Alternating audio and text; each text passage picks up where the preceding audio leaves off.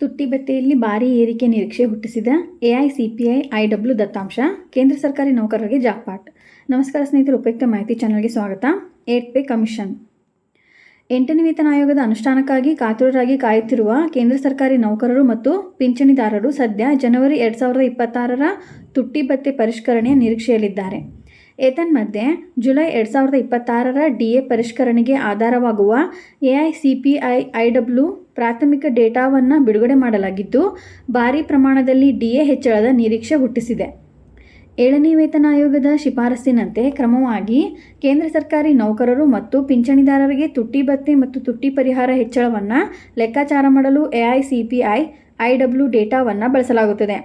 ಕಾರ್ಮಿಕ ಮತ್ತು ಉದ್ಯೋಗ ಸಚಿವಾಲಯದ ಕಾರ್ಮಿಕ ಬ್ಯೂರೋ ಜನವರಿ 2026ರ ಅಖಿಲ ಭಾರತ ಕೈಗಾರಿಕಾ ಕಾರ್ಮಿಕರ ಗ್ರಾಹಕ ಬೆಲೆ ಸೂಚ್ಯಂಕ ಎಐಸಿಪಿಐ ಐಡಬ್ಲ್ಯೂ ಅನ್ನು ಬಿಡುಗಡೆ ಮಾಡಿದೆ.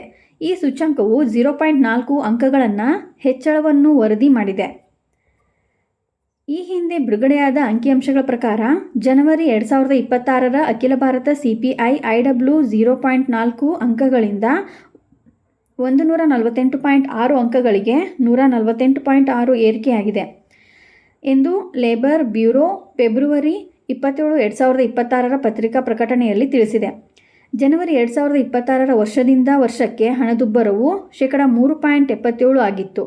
ಈ ದತ್ತಾಂಶವು ಜನವರಿ 2025ರಲ್ಲಿ -3.10ರಷ್ಟಿತ್ತು ಎಂದು ಪ್ರಕಟಣೆ ತಿಳಿಸಿದೆ. ಇದಕ್ಕೂ ಮೊದಲು ಡಿಸೆಂಬರ್ 2025ರಲ್ಲಿ ಇದು 148.2 ಆಗಿತ್ತು. ಈ ಹಣದುಬ್ಬರ ಸೂಚ್ಯಂಕವು ನವೆಂಬರ್ನಲ್ಲಿ 0.5 ಪಾಯಿಂಟ್ಗಳಷ್ಟು ಹೆಚ್ಚಾಗಿದೆ. ಅಕ್ಟೋಬರ್ನಲ್ಲಿ ಇದು 0.4 ಪಾಯಿಂಟ್ಗಳ ಹೆಚ್ಚಳವನ್ನು ಕಂಡಿತ್ತು ಎಂಬುದು ಗಮನಾರ್ಹವಾಗಿದೆ.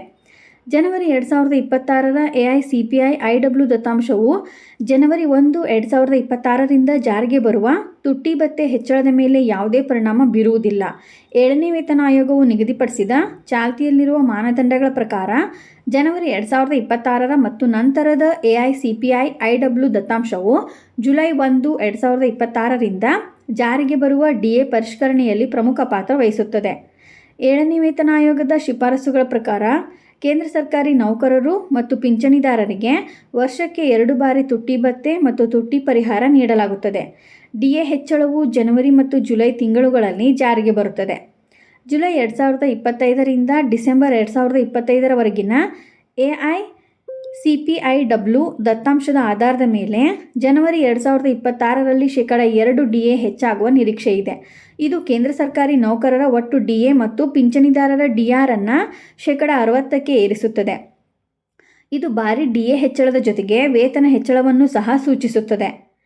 8ನೇ ವೇತನ ಆಯೋಗ ರಚನೆಯಾಗಿದೆಯಾದರೂ ಹೊಸ ವೇತನ ಆಯೋಗವು ತನ್ನ ಶಿಫಾರಸುಗಳನ್ನು ಸಲ್ಲಿಸಲು ಸಮಯಾವಕಾಶ ಬೇಕಾಗುತ್ತದೆ. 8ನೇ ವೇತನ ಆಯೋಗದ ಶಿಫಾರಸುಗಳನ್ನು ಜಾರಿಗೆ ತರುವವರೆಗೆ ಸರ್ಕಾರವು ವರ್ಷಕ್ಕೆ 2 ಬಾರಿ ಡಿಎ ಹೆಚ್ಚಳವನ್ನು ಮುಂದುವರಿಸುತ್ತದೆ ಎಂಬುದರ ಬಗ್ಗೆ ಸ್ಪಷ್ಟತೆ ಇಲ್ಲ. ಏತನ್ಮಧ್ಯೆ ಕೇಂದ್ರ ಸರ್ಕಾರಿ ನೌಕರರು ಮಧ್ಯಂತರ ಪರಿಹಾರವಾಗಿ -50ರಷ್ಟು ಡಿಎಯನ್ನು ತಮ್ಮ ಮೂಲ ವೇತನಕ್ಕೆ ಲಿಂಕ್ ಮಾಡಬೇಕೆಂದು ಒತ್ತಾಯಿಸಿದ್ದಾರೆ.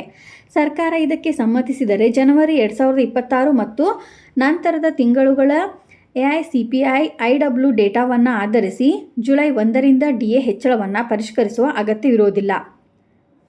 ಇದೇ ರೀತಿ ಮಾಹಿತಿಗಾಗಿ ನಮ್ಮ ಚಾನಲನ್ನು ಸಬ್ಸ್ಕ್ರೈಬ್ ಆಗಿ ಮತ್ತು ಶೇರ್ ಮಾಡಿ. ಧನ್ಯವಾದಗಳು.